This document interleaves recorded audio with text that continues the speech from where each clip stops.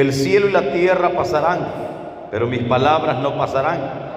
Mirad también por vosotros mismos, que vuestro corazón no se carguen de glotonería y embriaguez y de los afanes de esta vida, y venga de repente sobre vosotros aquel día. Amén. Meditamos bajo el pensamiento: persigamos lo eterno. Persigamos lo eterno. Gloria a Dios. Jesús está hablando en estos versículos o en este capítulo acerca de la durabilidad, acerca de la eternidad de las enseñanzas de Jesús. Las enseñanzas de Jesús, mis amados, son con un propósito eterno. El llamamiento del Señor a nosotros es con un llamamiento eterno, con un propósito eterno. Dios no nos llama para unos cuantos días. Dios no nos trae para servirle un par de meses, un par de años, no. Cuando los tratos de Dios son eternos. Y lamentablemente somos, o ha sido el ser humano, quien ha tenido que romper con los tratos o los propósitos de Dios.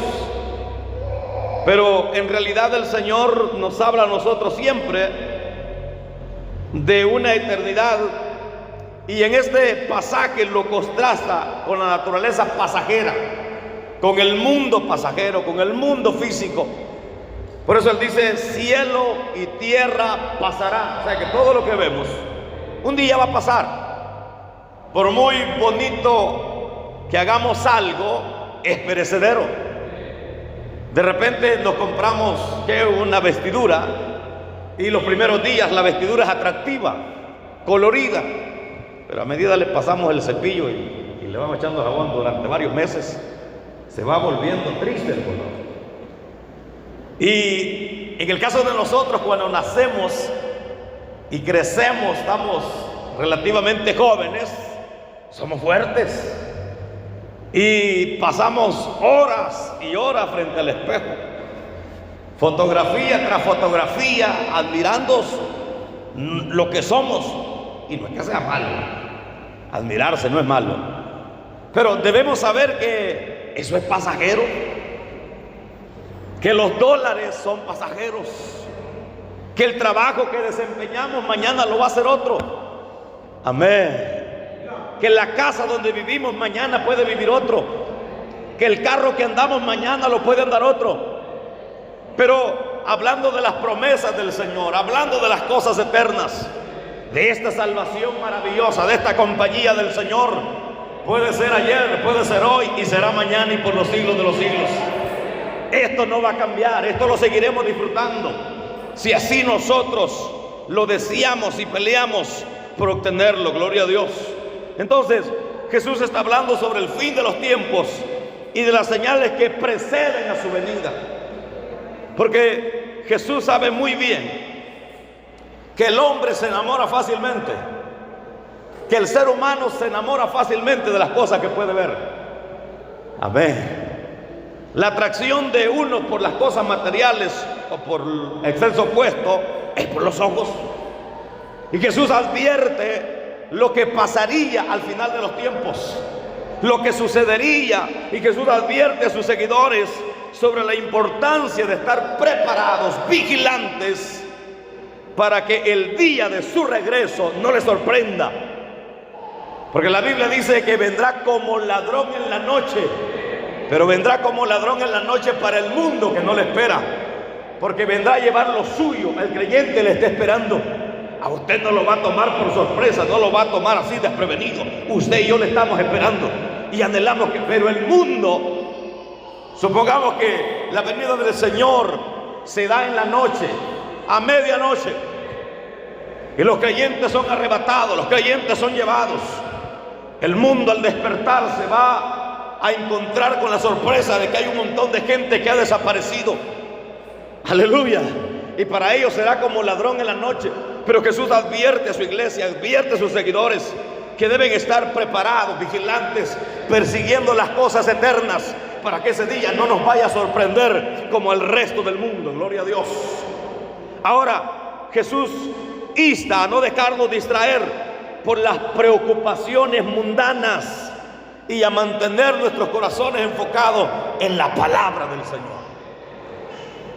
Está bien que la gente mundana se preocupe, se desenfrene de preocupación, que se le vaya el sueño por las cosas que se están dando, por las guerras, por las inundaciones. Está bien que el mundo se preocupe, pero usted y yo que estamos vigilantes a la palabra del Señor, usted y yo que sabemos que esto es principio de dolores, para nosotros eso no es otra cosa sino que el Hijo de Dios regresa por su pueblo. Alabado sea Dios para siempre.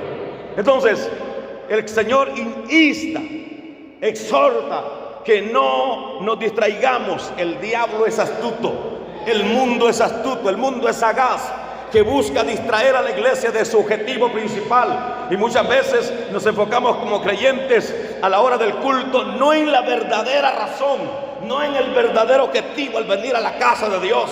En muchos lugares, y yo no estoy en contra de que se vista bien, excelente, vístase bien, pero muchas veces parece pasarela, competencia, al que trae la mejor camisa, el mejor pantalón, el mejor vestido, cuando ese no es el objetivo principal. Yo al venir a este lugar no vine a modelar, no vine a entretener, no vine a divertirme, vine a exaltar al que todo lo puede, al que vino a exaltar a ese Dios maravilloso. Alabado sea Dios para siempre. Entonces no debemos distraernos. Muchas veces nos distraemos por estar presentables, atractivos, por impresionar en las redes sociales a la comunidad. Pero ¿y cuándo vamos a impresionar al Señor? Amén. ¿De qué me sirve a mí tener impresionada a la comunidad? ¿De qué me sirve tenerlo impresionado a usted o agradado a usted cuando al Dios de los cielos lo tengo desagradado? Cuando al Dios de los cielos lo tengo ofendido, lo tengo dañado. ¿Por qué? Porque estoy preocupado por las situaciones mundanas. Gloria a Dios. Entonces nosotros debemos enfocarnos en la palabra del Señor.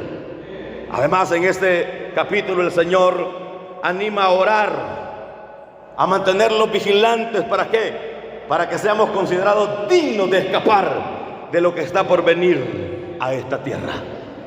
Que velemos y oremos para que seamos dignos de ser llevados ante su presencia. Gloria a Dios. Y muchas veces, o casi siempre, el ser humano se enfoca en las cosas que perecen.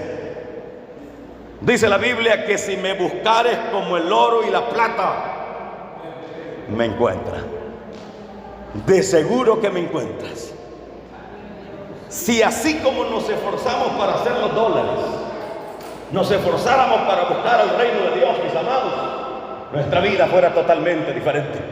Si así como madrugamos y nos acostamos tardes por las cosas que perecen, y yo no estoy diciendo que el trabajar sea malo, que el ganar, no es malo, es bueno. El que trabaja tiene derecho a comer, y el que no trabaja tiene derecho a ayunar, pero cada cosa en su sitio. No es posible que nosotros le echemos ganas al trabajo y con toda devoción y con todo entusiasmo le hagamos las cosas que compete hacer. Está bien hacerlo así, pero no es posible que le echemos ganas al trabajo y nos vengamos muriendo a la iglesia. No es posible que a la hora de presentarnos delante del Señor tengamos una actitud de derrotados, desanimados, de enfermos, de que parecemos muertos. No es posible. A su nombre. No es posible que cuando llegue el momento de orar o de levantarnos por la madrugada a orar, no tengamos la fuerza para hacerlo, pero sí para ir a trabajar madrugamos. ¡Ay, santo poder de Dios! Y yo muchas veces me he reprendido solo. A veces caigo en la hamaca que ya no doy más. Y casi que oro desde la hamaca, pero digo, si fueran 100 pesos, bien me levanto.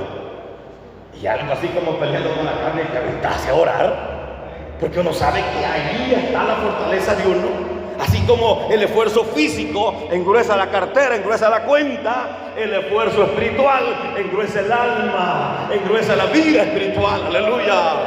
Entonces, los cristianos debemos perseguir lo eterno. Y en primer lugar, debemos perseguir la aprobación de Dios.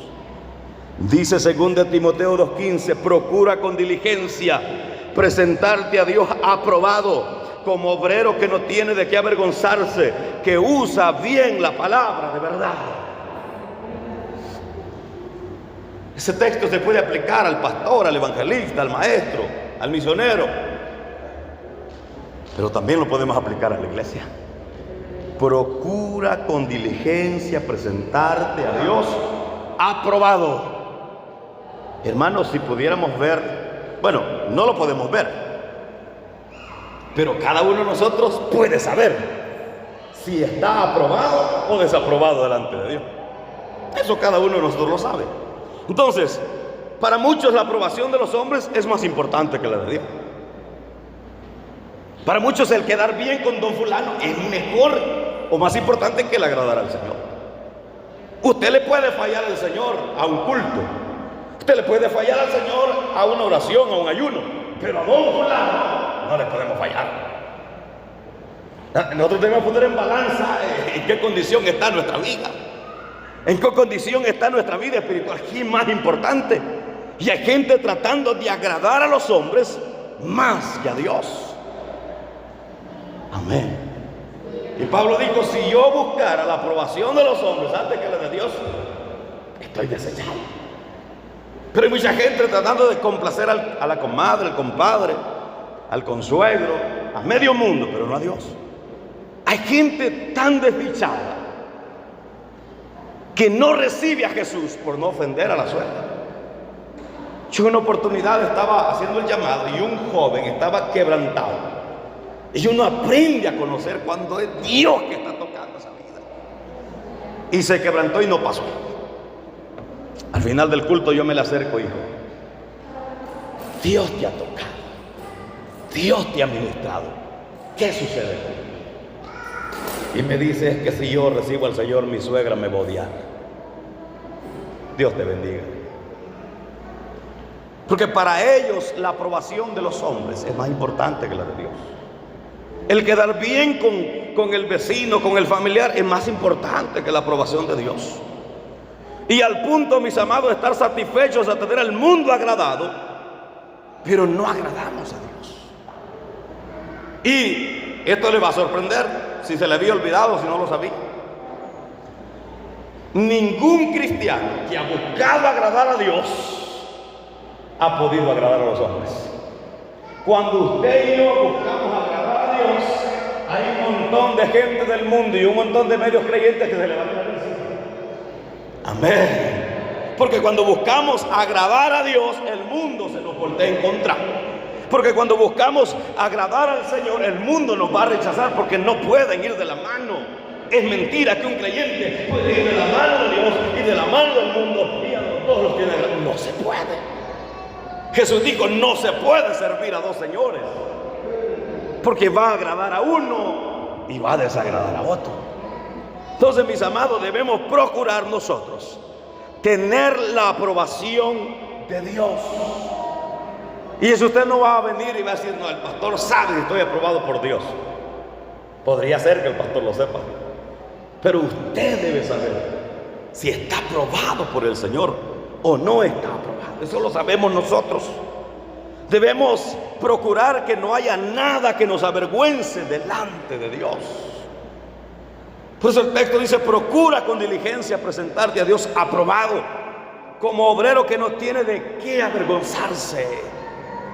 Muchas veces el pecado nos gana ventaja, mis amados, que ya no tenemos la capacidad moral ni espiritual para identificar cuando estamos fallando. Un ejemplo fácil: las malas palabras. Cuando alguien es malcriado, él las dice con toda serenidad, como si es una gran manzana de oro la que está diciendo, como si es algo sorprendente lo que está diciendo, porque ya tienen entenebrecidos los ojos espirituales y no aprende a diferenciar cuando es una palabra que no conviene a santos. Hay palabras que no convienen a los santos del Señor, que se oyen feas en el mundo, pero se oyen más feas en los creyentes. Entonces, cuando estamos entenebrecidos, hay cosas que avergüenzan delante de Dios, porque delante de mí Usted no tiene por qué avergonzarse porque usted es un pecador y pues aquí está otro. Pero delante de Dios, dice el apóstol Pablo, que no haya nada que nos avergüence delante de Dios. Entonces, ¿qué debemos buscar? En las cosas eternas, en primer lugar, la aprobación del Señor. Jesús dijo: ¿qué si el hombre ganare todo el mundo, pero pierde su alma? Mis amados, lo más valioso que usted tiene no es la casa, no es la cuenta, no es ni la familia. Lo más valioso es su alma. Cuide su alma. Entonces procuremos delante de Dios que no haya nada que nos avergüence delante de Él. Segundo lugar, persiguiendo lo eterno, debemos perseguir la llenura del Espíritu Santo. Dice Hechos 1:8: pero recibiréis poder cuando haya venido sobre vosotros el Espíritu Santo. Y ahí dice: me seréis testigos. ¿Cuándo? Cuando haya venido sobre vosotros el Espíritu Santo. Efesios 5:18 dice: no os embriaguéis con vino, en el cual hay disolución, antes bien sed llenos del Espíritu Santo. ¿Por qué? Porque debemos perseguir, mis amados, la llenura del Espíritu Santo. Porque el Espíritu Santo, mis amados, para nosotros es guía y enseñanza. Un creyente que no tiene la llenura del Espíritu Santo no tiene dirección. Ese se suelta como cabrito por donde quiere y así dice lo que quiere porque no tiene dirección.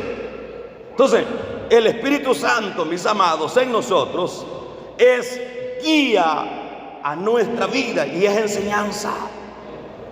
El Espíritu Santo ayuda a recordar las enseñanzas de Jesús. ¿Qué les dijo el Señor a sus discípulos? No se preocupen por lo que tengan que decir, no se preocupen por lo que van a responder. El Espíritu Santo les hará ¿qué? Recordar. Y si va a recordar es que ya lo sabe, que ya lo ha escuchado, que ya lo ha enseñado. Algunos dicen ese texto, pero cuando van a predicar: no, hombre, que me preocupo, el Espíritu Santo me va a dar allá lo que me tiene que dar. Cuando haya estudiado, el Espíritu Santo le va a recordar, pero no cuando no ha estudiado, no cuando no se ha preparado. Entonces, el Espíritu Santo es nuestra guía para toda verdad, para toda justicia, pero también nos ayuda a recordar las enseñanzas del Señor. También, mis amados, nos revela el conocimiento de Dios, la voluntad de Dios. En la voluntad de Dios hay dos etapas. Está la voluntad permisiva. ¿Se recuerda de Balaam? Balaam se presentó como el siervo, el profeta de Dios ante aquellos reyes que lo mandaban a traer para maldecir a Israel. Digo: espérense, voy a consultar al Señor. Y lo que él me dijo, y así había sido de ahí para atrás. Lo que Dios le decía es lo que Balaam decía. El problema es cuando le dice Dios que no. Ay, no te traíamos todo este poco de presentes. Espérense, dijo, mira, tal vez ya cambió de opinión, tal vez ya hoy me da permiso. Y la misma respuesta: no. Y le multiplica y dice: voy a ir de vuelta. Mira, Balaam, vas a ir, y eso ya es problema. Pero lo que yo te pongo en tu voz, eso vas a decir. Ya es la voluntad permisiva, como que usted le dice al discípulo: anda pues, pero si te pasa algo, no vengas llorando. Ya no es una voluntad completa, es una voluntad permisiva. Dale pues, ya. Hasta el punto de que aquel hombre no podía ver, el profeta de Dios no podía ver el ángel que lo estaba esperando con la gran espada. Y qué terrible que la mula, la burra, pudo ver el ángel con la espada y no el hombre de Dios. Cuando no tenemos la llenura del Espíritu Santo, tenemos la frente enfrente, tenemos el problema, pero no lo vemos, porque el Espíritu Santo es el que abre los ojos espirituales para discernir las cosas espirituales. Entonces, y está la voluntad permitida por el Señor, la plena voluntad. Entonces, el Espíritu Santo nos revela la voluntad del Señor. ¿Qué más hace el Espíritu Santo? Nos da testimonio y convicción. El Espíritu Santo da testimonio del Padre y del Hijo, del Dios de los cielos, pero también convence a los pecadores para que se arrepientan. A usted y yo no nos convenció la elocuencia del predicador, el mensaje, la calidad. No, el Espíritu Santo es el que nos convenció de pecado y nuestra necesidad de arrepentirnos cuando pecamos. Es el Espíritu Santo el que nos convence que debemos arrepentirnos. Por ejemplo, cuando ofendemos a alguien, por lo general no nos damos cuenta. En algunas sí, pero la mayoría no nos damos cuenta. Pero es el Espíritu Santo que nos convence y nos dice, cuidado, ve y pide perdón. Es el Espíritu Santo. Cuando el Espíritu Santo está en nosotros, nos convence de la necesidad de arreglar las cosas. También el Espíritu Santo, mis amados, nos trae consuelo y poder. Qué maravilloso es tener la consolación, la seguridad que el Espíritu Santo nos da. Oiga, ¿cómo hace esto el Espíritu Santo? Trayendo paz y esperanza a los creyentes, y también les da poder para vivir una vida cristiana, una vida digna del Señor. ¿Qué es lo que nos da el consuelo y la seguridad, la paz que tenemos? El Espíritu Santo. ¿Qué es lo que produce angustia en algunos creyentes? La separación del Espíritu Santo. Mayormente cuando le hemos sentido, mayormente cuando hemos sido usados por el Espíritu Santo, mayormente cuando hemos saboreado las mieles del Espíritu Santo. En el momento que entristecemos a causa de nuestras faltas del Espíritu Santo, ahí empieza una vida desolada para nosotros.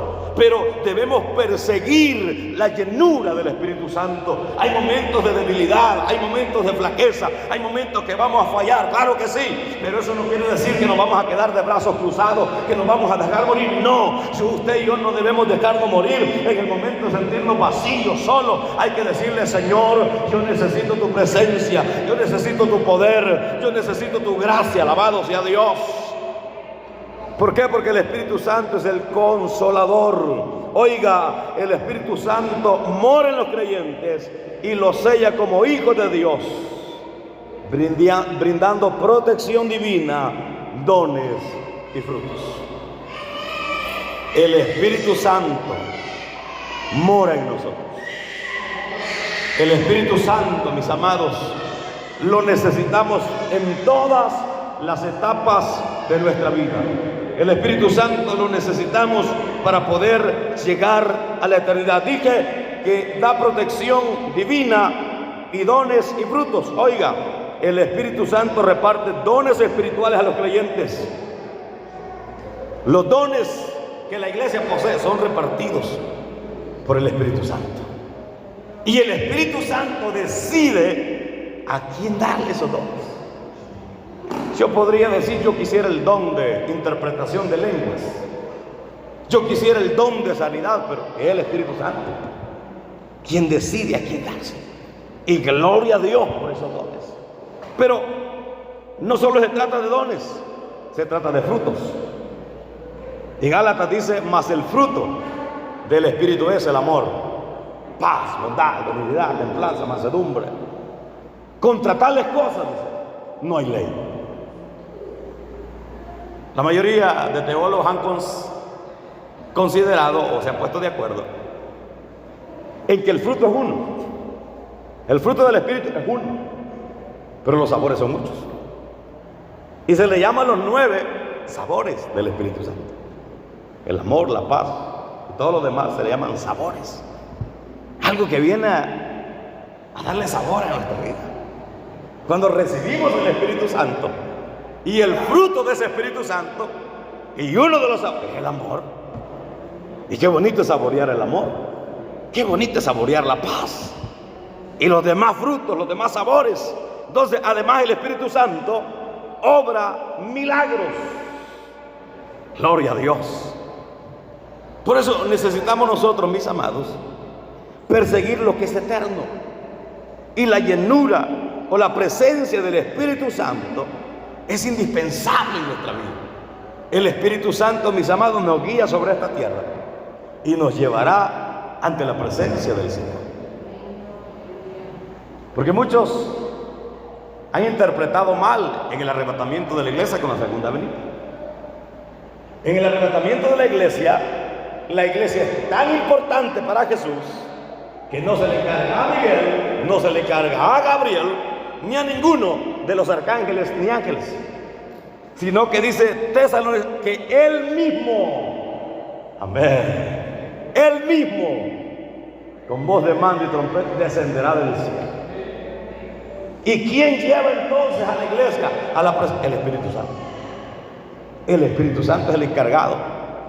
Si lo podemos simbolizar, si lo podemos descifrar, es el acompañante de la novia que trae a la novia a entregarse a la novia del Espíritu Santo. Entonces necesitamos el Espíritu Santo para poder llegar a la eternidad. Y el Espíritu Santo, dije, obra milagros en el Antiguo Testamento y en el Nuevo Testamento, y a través de la historia de la iglesia ha obrado milagros, gloria a Dios. Entonces necesitamos nosotros hacer un examen y ver en dónde estamos enfocados nosotros. Debemos hacer un examen a corazón abierto. No es por lo que dice aquel, no es por lo que dice el otro. ¿Cómo está mi relación con el Señor? ¿Cómo estoy con eso? No, es que por la culpa de aquel. No es la culpa de aquel, ni la culpa de nosotros mismos. Hacer un examen de si en verdad, mis amados, estamos persiguiendo las cosas eternas. Porque muchas veces nos preguntamos por qué hay un cambio drástico de la iglesia de ayer a la iglesia de hoy. Y la pregunta, ¿Dios cambió? Dios no ha cambiado. Hay otros que cambiaron.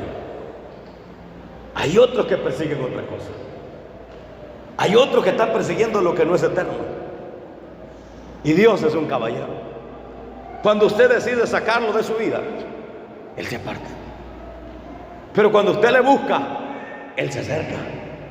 Por eso es que Dios dice, si ustedes me dejan, yo los dejo.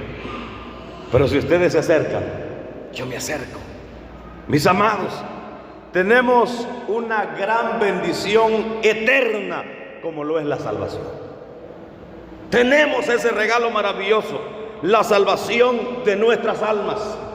Y junto a ese regalo tenemos muchas bendiciones más eternas, que las disfrutaremos en esta tierra, pero también las disfrutaremos por la eternidad, por los siglos de los siglos, gloria a Dios. Y una de las cosas eternas que disfrutaremos es la presencia de Dios. Muchas veces nosotros pensamos, analizamos y nos imaginamos desde nuestro punto de vista humano, de nuestra mente finita, y nos imaginamos las calles de oro, que por supuesto serán lindas. Nos imaginamos la gran Jerusalén, la nueva Jerusalén, que por supuesto será hermosa si Dios mismo la hizo. Y nos imaginamos los ángeles, los serafines, los querubines y todo el ejército celestial. Y algunos predicadores dicen, yo cuando llegue al cielo me voy a sentar con Sansón, con Abraham, con David, con Salomón, con fulano, y voy a preguntarles. Y mi corazón, solo de pensar en el hecho y de la experiencia que puedo tener sobre esta tierra, que ya sea que esté enfermo, que ya sea que esté afligido, ya sea que esté en la condición más deplorable que esté, pero viene la presencia de Dios sobre mi vida, a mí se me olvida que estoy enfermo, a mí se me olvida que no me quieren, a mí se me olvida que no hay esto, que no hay lo otro, porque disfruto la presencia de Dios. Ahora bien, si es cierto, ahí van a estar los profetas, ahí van a estar los grandes hombres de Dios, el ejército celestial, la construcción maravillosa, pero también ahí estará el Cordero de Dios, Jesús bendito, que no habrá tiempo para ver a nadie más. Nuestros ojos se enfocarán en aquel eterno, en aquel que nos salvó, y daremos alabanza y gloria al Dios de los cielos. ¿Por qué no te pones de pie esta tarde y adoramos al Dios eterno? Alabado sea Dios, alabado sea Dios. Vamos, ponte en pie y dale tu mejor alabanza al Rey de Gloria. Vamos, dile lo maravilloso, lo precioso que es para nosotros.